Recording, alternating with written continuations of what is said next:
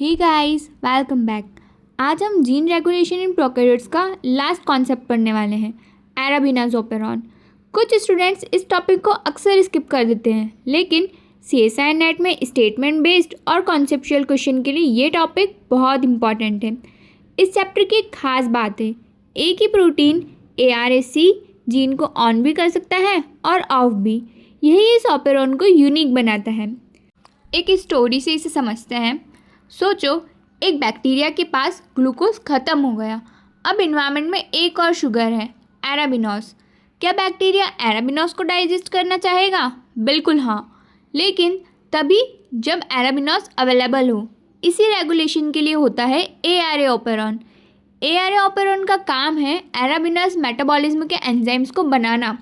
इसके structure gene में mainly ARA, B और D होता है। इन्हें कलेक्टिवली ARA-BAD ओपेरॉन भी कहा जाता है। ये एंजाइम्स अरेबिनोज को मेटाबॉलिज्म में यूज़ करने में हेल्प करते हैं। सबसे पहले आता है ARAC प्रोटीन। अब सवाल ये है, ARAC प्रोटीन एक्टिवेटर है या रेप्रेसर? तो ये दोनों हैं। सिचुएशन के हिसाब से रोल चेंज करता रहता है और यही सबसे इम्पॉर्टेंट कॉन्सेप्ट है। अब इसके मैकेनिज्म को समझते हैं। सबसे पहले कंडीशन नंबर 1, जब अरेबिनोज एब्सेंट नहीं होता है, ARAC प्रोटीन DNA के दो अलग अलग साइट्स पर बाइंड करता है, जिसके रिजल्ट में DNA फोल्ड होकर एक DNA लूप बना लेता है। इस लूपिंग की वजह से जीन पॉलीमरेज इफ़िशिएंटली ट्रांसक्रिप्शन स्टार्ट नहीं कर पाता और जीन ऑफ होता है। सेकंड कंडीशन समझते पहले DNA लूपिंग क्या होता है, ये भी बहुत इंपॉर्टेंट है। सोचो, एक रस्सी सीधी पड़ी है। अब उस रस्सी को फोल्ड करके लूप बना दिया। अब उसके बीच से गुजरना मुश्किल हो जाता है। बिल्कुल वैसे ही DNA लूप बनाने पर ट्रांसक्रिप्शन सप्रेस हो जाती है। अब आती है कंडीशन नंबर 2, जब अरेबिनोज प्रेजेंट हो। अब अरेबिनोज ARAC प्रोटीन से बाइंड करता है।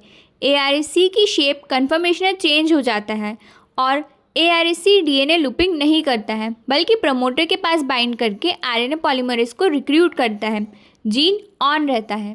ARA ओपेरॉन में अरेबिनोज प्रेजेंट होने पर ARAC एक एक्टिवेटर की तरह बिहेव करता है, यानी पॉजिटिव रेगुलेशन। अगर अरेबिनोज भी है और ग्लूकोज भी है, तो क्या ARA ओपेरॉन फुली ऑन रहेगा? बिल्कुल नहीं। यहाँ भी कैप कैम्प सिस्टम का रोल होता है। अगर ग्लूकोज हाई है, कैम्प लो, कैप इनएक्टिव, ट्रांसक्रिप्शन कम होगी। और अगर ग्लूकोज लो है, camp high, cap active, maximum transcription. यानी ARA ओपेरॉन भी कार्बन सोर्स प्रेफरेंस फॉलो करता है और ग्लूकोज इफेक्ट शो करता है। दोनों शुगर ओपेरॉन हैं, LAC-B और ARA-B, लेकिन डिफरेंस देखो। LAC operon repressor protein gene को ऑफ करता है, एलोलैक्टोज आकर रेप्रेसर को इनएक्टिव करता है। ARA ओपेरॉन में ARAC प्रोटीन ही रेगुलेटर है। अरेबिनोज ना हो तो रिप्रेसर लाइक बिहेव करता है और अरेबिनोज हो तो एक्टिवेटर बिहेव करता है। यही इसका एक यूनिक फीचर है। एक कंपैरिजन से समझो, LAC ओपेरॉन में शुगर लैक्टोज ये इंड्यूसिबल होता है और इंड्यूसर एलोलैक्टोज। नेगेटिव रेगुलेशन होता है, पॉजिटिव भी होता है कैप कैम के थ्रू। TRP ओपेरॉन में प्रोडक्ट ट्रिप्टोफैन टाइप रिप्रेसिबल, को रिप्रेसर ट्रिप्टोफैन और एटीन्यूएशन प्रेजेंट होता है। ARA ओपेरॉन में sugar arabinose, regulator ARAC, DNA looping होती है and positive and negative regulation same protein से होता है। अब ओपेरॉन कॉन्सेप्ट के कुछ इंपॉर्टेंट MCQs देख लेते हैं। सबसे पहले ओपेरॉन कॉन्सेप्ट दिया किसने? जैकब और मोनार्ड ने। LAC ओपेरॉन का इंड्यूसर कौन है? एलोलैक्टोज। LAC-Z for beta galactosidase, LAC-Y परमीएज और LAC-A ट्रांसएसिटाइलेज के लिए यूज़ होता है। मैक्सिमम एक्सप्रेशन कहाँ होता है? जब लैक्टोज प्रेजेंट हो और glucose absent. Cap protein high glucose की कंडीशन में लो कैंप होता है और लो ग्लूकोज में हाई कैंप। TRP प्रोटीन का टाइप क्या है? रिप्रेसिबल। को रिप्रेसर क्या है? ट्रिप्टोफैन। एटीन्यूएशन कब होता है? प्रीनेचुअर टर्मिनेशन की कंडीशन में। लो TRP हेयरपिन में 2 से 3 और हाई TRP हेयरपिन 3 से 4। ARA ओपेरॉन का regulator ARAC। DNA looping arabinose absent होता है तब होती है। जीन कब ऑन होता है अरेबिनोज में? जब अरेबिनोज प्रेजेंट होता है। अब पार्ट C में भी कुछ स्टेटमेंट बेस्ड कॉन्सेप्ट आते हैं, उसके लिए समझ लो। Operon mainly found in prokaryotes.